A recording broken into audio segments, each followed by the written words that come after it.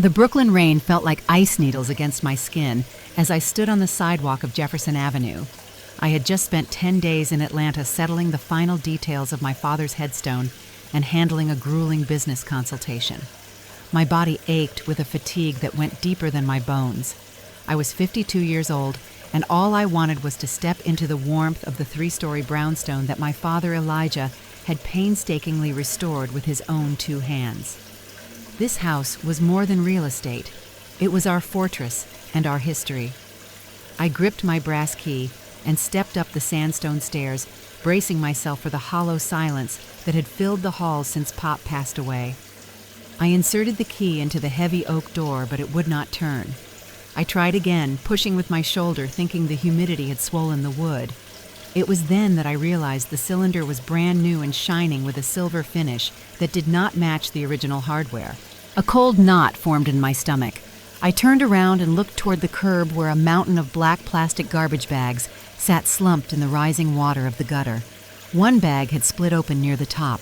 I saw the distinctive colorful corner of a cardboard sleeve. My breath hitched as I knelt in the rain. It was my father's prized collection of jazz vinyl records. I reached out and pulled one out, only to find the thick black disc snapped into 4 jagged pieces. These were the albums he played every Sunday morning while he cooked grits and bacon. Next to the records, my professional drafting tubes were crushed and half submerged in a puddle. My architectural drawings, years of work on historical preservation projects, were nothing but gray pulp now. The sound of a sliding glass door overhead made me look up. Genevieve, my stepmother, stood on the second-floor balcony. She was wearing a silk robe that my father had bought her, and she held a glass of expensive Merlot in her hand. Beside her stood Portia, her daughter, who was busy recording the scene on her phone with a smirk on her face. Genevieve looked down at me with a gaze that held no pity. She told me in a sharp voice that she had changed the locks because the house had been sold. She said I no longer had a place there, and that my dusty old trash did not belong in a luxury residence. I did not scream. I did not beg or cry. I stood up slowly and wiped the rainwater from my face, feeling a freezing wall of cold fury settle over my heart. I looked at the broken records and then back at the woman who had spent 10 years pretending to love my father.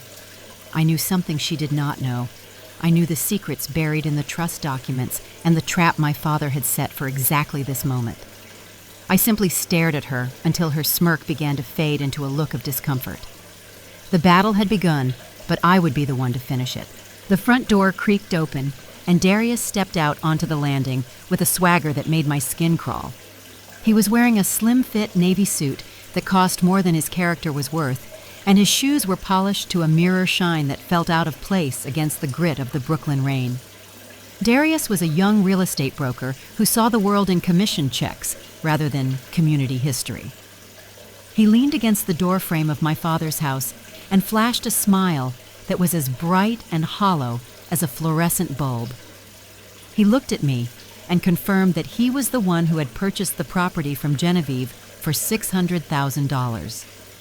I knew the market value was at least $2,500,000, but Darius clearly thought he had pulled off the heist of the century. He looked at the brownstone with a greedy glint in his eyes and told me that the neighborhood was finally changing for the better. He said that people like me were stuck in the past and that he planned to gut the entire interior. He described how he would tear down the dark mahogany walls and replace them with bright white drywall and open concepts to attract the new wealthy buyers moving into Bed-Stuy. He called it an upgrade and a necessary evolution for a house that he considered a relic. To him, my father's craftsmanship was just a barrier to profit. Then he did something that made the air vanish from my lungs. He stepped down to the sidewalk and casually kicked a pile of my father's jazz records with his expensive leather shoe. He laughed as the broken vinyls skidded across the wet pavement. He said that this old junk was the first thing to go and that there was no room for sentimental trash in a luxury development. It was a direct insult to the man who had built this life for us. I did not raise my voice or reach out to strike him. I simply knelt in the rain and picked up a jagged piece of a Duke Ellington record that my father had cherished for over 40 years. I stood up and looked Darius directly in his eyes, holding his gaze with a terrifying stillness. I told him that he had just made the biggest mistake of his life. I saw a flicker of confusion cross his face as I turned my back on them and walked away into the storm. They watched me leave, standing in the doorway of a house they did not yet realize was a cage of their own making. The memory of my meeting with Attorney Thurgood washed over me like a calm tide in the middle of the storm. It had happened only 5 days after the funeral, in a quiet office filled with the scent of old leather and tobacco. Thurgood was a tall man with silver hair who had been my father's closest friend for over 40 years. He sat behind a massive oak desk and looked at me with eyes that held a lifetime of legal wisdom. He did not offer empty platitudes about grief. Instead, he reached into a thick manila folder and pulled out a document that would change everything. He told me that my father Elijah had been much sharper than Genevieve ever realized. 5 years ago, when the first shadows of forgetfulness began to touch his mind, my father had taken a decisive step to protect his legacy. He had transferred the entire ownership of the brownstone into an irrevocable trust. I was named as the sole trustee and the only beneficiary. Thurgood explained the legal reality that Genevieve was too arrogant to investigate. She did not own a single brick of that house. She had been granted what the law calls a life estate, which meant she had the right to live there until her passing. But that right came with heavy chains. My father had inserted a specific poison pill provision into the trust. If the resident ever attempted to sell the property, took out a mortgage against it, or intentionally damaged the structural integrity and original character of the home, her right to reside there would terminate instantly. I had jumped to my feet, ready to call the police and throw her out that very afternoon. I wanted her to feel the weight of her betrayal immediately. But Thurgood held up a steady hand and told me to sit down. He told me to wait. He explained that Darius was a man driven by a hungry, reckless greed. He knew that Darius would not be content simply living in the house. He would want to flip it, to gut it, and to erase my father's touch to make a quick profit. Thurgood advised me to let them believe they had won for a moment. He said that the moment Darius swung his first sledgehammer against those historic walls, he would be committing a criminal act of destruction against the property of the trust. By allowing them to proceed, I was not being weak.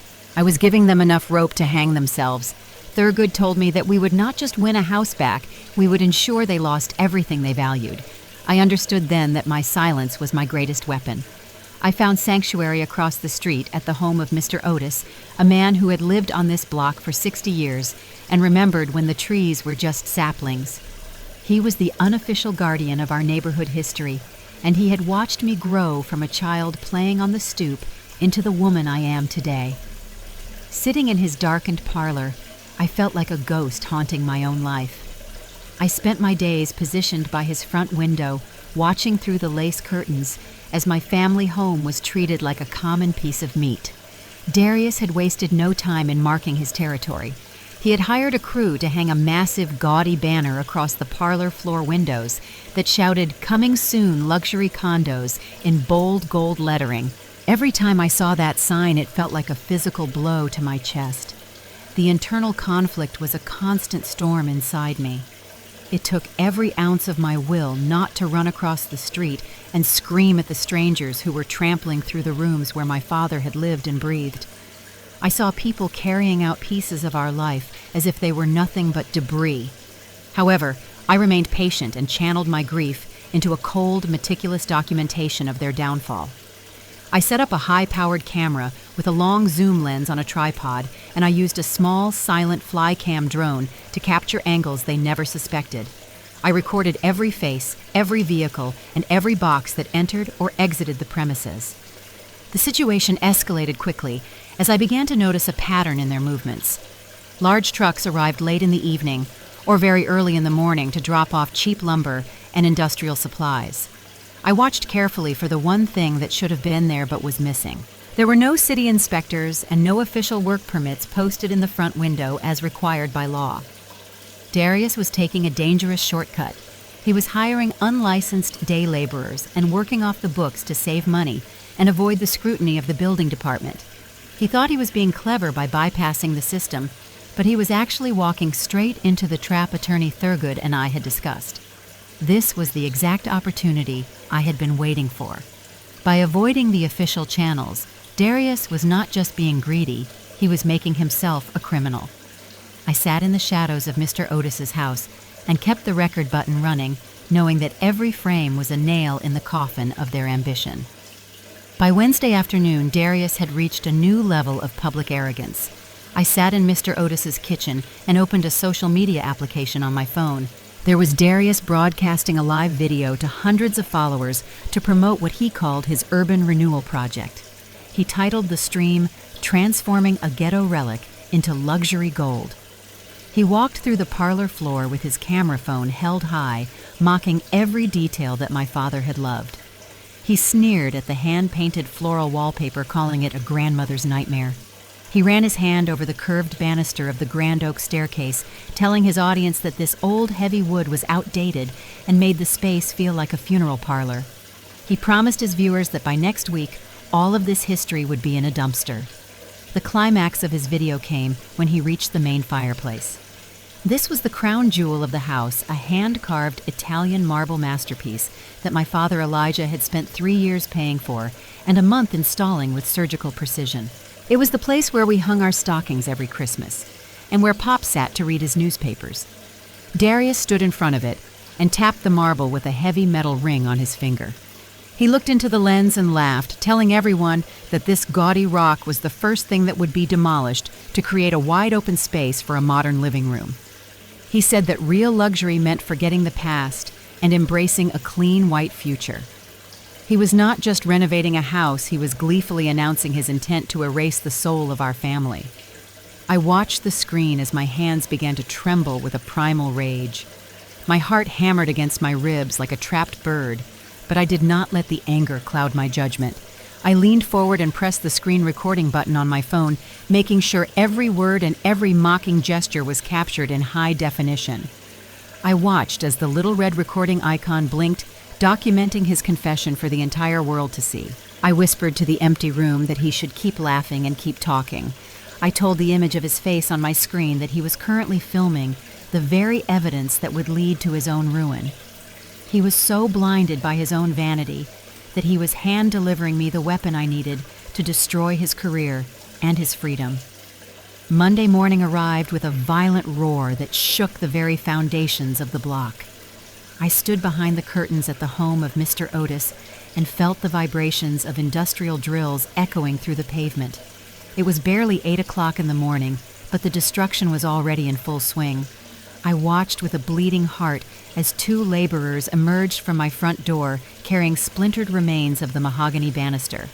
They tossed the historic wood into a metal bin like it was common kindling. Then I saw Darius. He stepped onto the parlor floor, wearing a bright yellow hard hat that looked like a toy on his head. He was holding a heavy 10-pound sledgehammer posing for Portia as she angled her phone to capture the perfect shot for his social media followers. He swung the hammer with a reckless grin, slamming it into the side of the Italian marble fireplace. The sound of stone cracking felt like a bone breaking in my own body. White dust exploded into the air, coating his expensive suit and filling the room with a ghostly haze. This was the golden moment I had been waiting for. The second his hammer shattered that marble, he moved from being a nuisance to a criminal. I picked up my phone with steady hands and made 3 precise calls. First, I dialed the Department of Buildings to report major structural demolition being conducted without permits or licensed contractors. Second, I called the local precinct to report an active case of breaking and entering and the felony destruction of property belonging to an irrevocable trust. Finally, I called Attorney Thurgood. I only needed to say 4 words to him, which were "It is time to start." I did not wait for his reply. I put my phone in my pocket and stood up straight, smoothing out the wrinkles in my wool coat. I picked up a thick leather briefcase containing the original trust documents, the deed, and the printed evidence of the illegal sale. I looked at Mr. Otis, who gave me a solemn nod of encouragement. I walked out of his house and stepped into the cool morning air, crossing the street with a deliberate and unhurried pace. Every step I took toward my father's house felt like reclaiming a piece of my soul. I arrived at the foot of my own stairs just as the distant wail of sirens began to fill the air, signaling the end of their short and greedy reign. The quiet dignity of Jefferson Avenue was shattered by the sudden wail of sirens as 2 patrol cars and a city building inspector vehicle screeched to a halt in front of the brownstone. Blue and red lights flashed against the historic stone walls, drawing neighbors onto their stoops to witness the commotion. Darius came charging out of the front door, his expensive suit jacket covered in a fine layer of white marble dust, and his face contorted with rage. He began shouting at the officers, demanding to know what they were doing at his private property and claiming that he was the rightful owner. Behind him, Genevieve rushed out onto the landing, her voice reaching a shrill peak as she pointed a finger at me. She screamed that I was a bitter woman who was only trying to interfere because I could not handle being kicked out. The building inspector did not say a word as he walked past them and slapped a bright orange sticker directly onto the center of the oak door. It was a stop work order, a legal blockade that signaled the end of their unauthorized destruction. The police sergeant stepped forward and asked Darius to provide legal proof of his ownership of the premises. Darius confidently reached into his pocket and pulled out a folded piece of paper, which was nothing more than a handwritten agreement between him and Genevieve for the sale of the house. I chose that exact moment to step into the circle of light. I opened my briefcase and handed the sergeant a heavy gold-sealed document. It was the certified deed of trust, clearly stating that the property was owned by the Elijah Vance Irrevocable Trust and managed solely by me as the trustee. The sergeant reviewed the papers for a long moment before looking at Darius with a cold and professional gaze. He told Darius that the handwritten contract was completely worthless because Genevieve did not have the legal authority to sell even a single brick of the house. He informed Darius that he was currently being cited for the criminal destruction of property belonging to a legal trust. Genevieve turned pale, her mouth hanging open as she realized the floor was vanishing beneath her feet. I looked her directly in the eye and spoke with a voice that was as sharp as a razor. I told her to look at Section 4 of the trust agreement. By permitting Darius to destroy the structural integrity and the original craftsmanship of the home, she had violated the core conditions of her residency. I informed her that her life estate was officially terminated at this very second. She was no longer a resident, but a trespasser in my father's house. The scene on the sidewalk turned into a theater of the absurd as the police sergeant issued a final order for everyone to vacate the premises immediately. He announced that the brownstone was now a sealed crime scene, pending a full investigation into the structural damage and the fraudulent sale. Genevieve collapsed onto the stone steps, wailing at the top of her lungs and wiping fake tears from her cheeks. She began a desperate performance, crying out to the gathering crowd that I was a cold and heartless stepdaughter who was throwing a grieving widow onto the streets. She tried to catch the eyes of the longtime residents, hoping to stir up the collective communal sympathy that had defined this block for decades. But the neighborhood did not bend to her theatrics. I looked past her and saw Mr. Otis standing with several other elders of the community, their arms folded tightly across their chests. They did not offer a hand of comfort or a word of support. They simply watched with stern and knowing faces, shaking their heads in silent disapproval. These were the people who had watched my father spend 30 years sweating over the details of this house. They knew who had cherished the history of the block, and they knew who had brought in sledgehammers to destroy it for a quick profit. To them, Genevieve was not a victim. She was a vandal who had finally been caught. Darius looked as though he had seen a ghost. His arrogant swagger had vanished, replaced by a sickly, pale complexion that made him look small and pathetic. The weight of his financial ruin was visibly crushing him. He had secretly borrowed $600,000 from high-interest private lenders to pay Genevieve in cash, believing he could flip the house and pay them back within months. Now he realized he had handed over a fortune for a house he did not own, and he was facing felony charges that would strip him of his professional license forever. He was a predator who had finally been snared in a much more sophisticated trap. Portia was equally useless, sitting on a pile of black garbage bags and sobbing uncontrollably. Her tears were not for her mother or for the loss of our family home.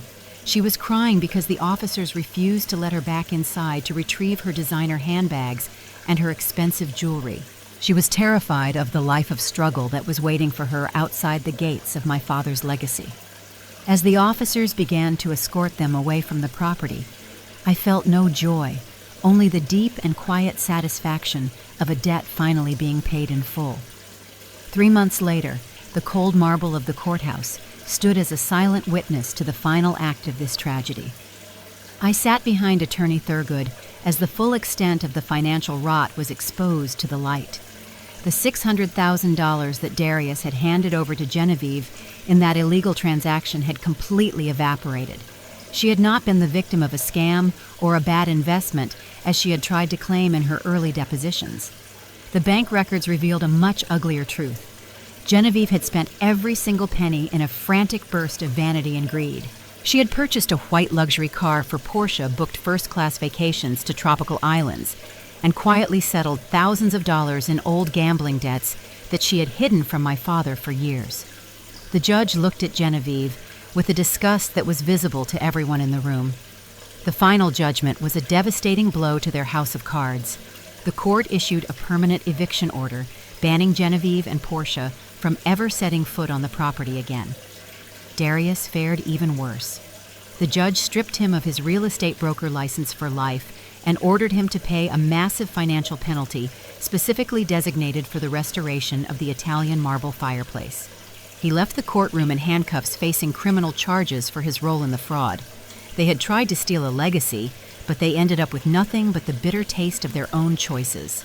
The sky over Brooklyn broke open once again, mirroring the violent storm from the night I was first locked out of my own life. I sat in the warmth of the parlor, listening to the rhythmic hum of the rain against the glass and the crackle of the fire in the newly restored hearth. Suddenly, the sharp chime of the doorbell echoed through the hallway.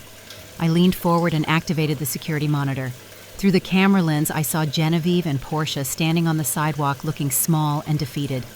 Their expensive clothes were ruined and soaked through, and they each clutched a single battered suitcase.